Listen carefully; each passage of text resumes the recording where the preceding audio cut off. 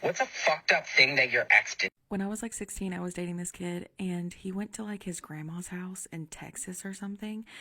And for some reason, he had his cousins text me and tell me that he was in a four-wheeler wreck and it unalived him because he wanted to see what my response would be To you. He wanted to have kids with me, but I didn't want to have any more kids. I was done. And I said I wasn't even going to entertain the idea unless we got married. And throughout our 1.5-year relationship, he's like, can we have kids? Can we have kids? And I was like, no, because I already had 2 from my marriage, my previous marriage, and he had 3 from his. So finally, like a 1.5 years later, he proposes, and then he's like, can we have a kid now? And I'm like, okay. So that sent me into, long story short, I had to get my IUD surgically removed. I was pregnant 3 weeks later. Found out that he broke up with me on Facebook, and then I was pregnant. Had to let him know he was cheating.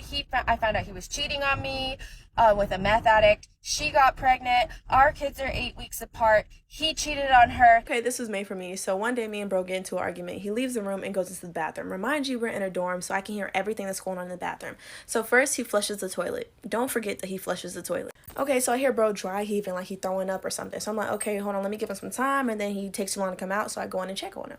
When I come into the bathroom, bro is laid flat out in the middle of the floor with the empty Aleve bottle in his hand. So I'm panicking because I just picked up that bottle earlier and I knew it was completely full, forgetting that he just flushed the toilet prior. So I'm calling his name. I'm like, oh my gosh, how many did you take? Bro is not responding, on mute. I swear to God, he deserves an Oscar.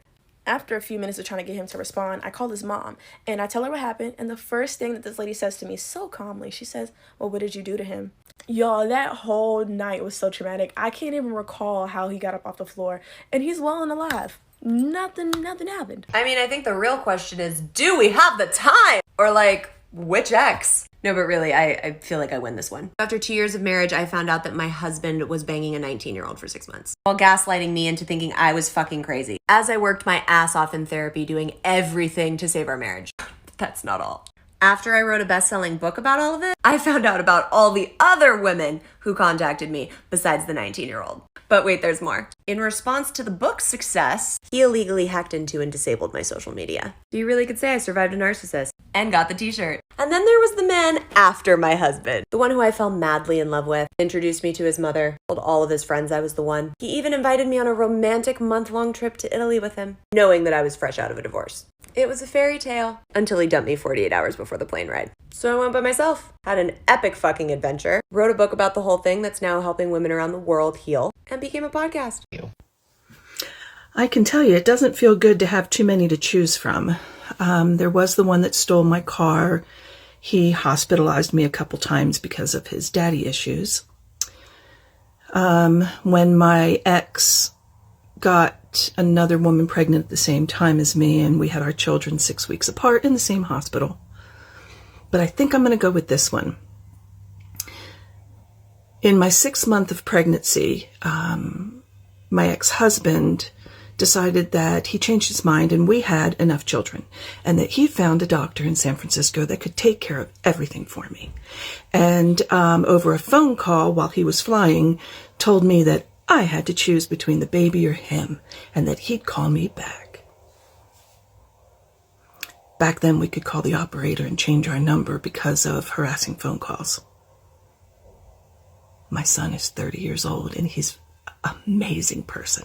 What's a fucked up thing that your ex did to you? Okay, besides the ex that moved me into a crack house and come to find out his mother, his sister, and everybody in the house was on crack, that's on my page. So if you want that story, go listen. But I'm finna talk about another ex. So this ex was after him during the time I was 20, maybe. Head over heels, honey. Head over heels! I thought that I was gonna marry this man.